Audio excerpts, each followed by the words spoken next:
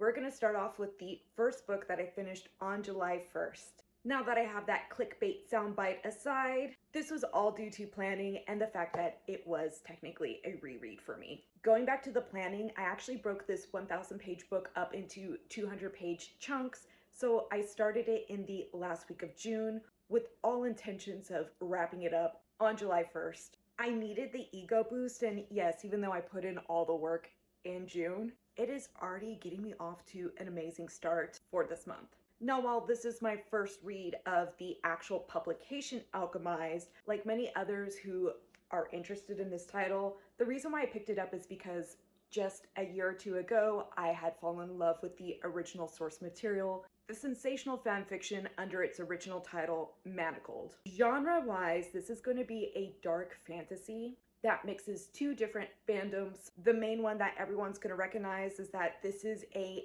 Harry and Malfoy style relationship. It is a retelling of the Harry Potter series, looking at a different ending, one that is more dark. It's based on the idea that the bad guys are the ones that win. As you know, it's controversial for the writer of the Harry Potter series being a horrible person. Now, the other novel that it's mashed up with is The Handmaid's Tale, and if you know anything about that, it's controversial for the darkness of those elements that it incorporates in order to tell the story. Obviously, you're going to want to check your trigger warnings. But keeping that in mind, I really did like the story the first time I read it, and now that I've finished the published form Alchemised, I'm not disappointed.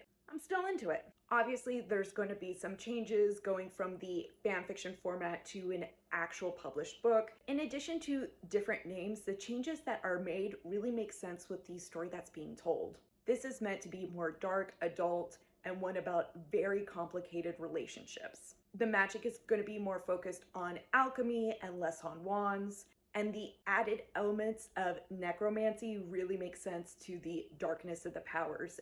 And yes, this is a weird, icky book about consent. Is this going to be the read for everyone? No, not necessarily. But for those interested, I think they're going to find this to be a page turner that's worth it.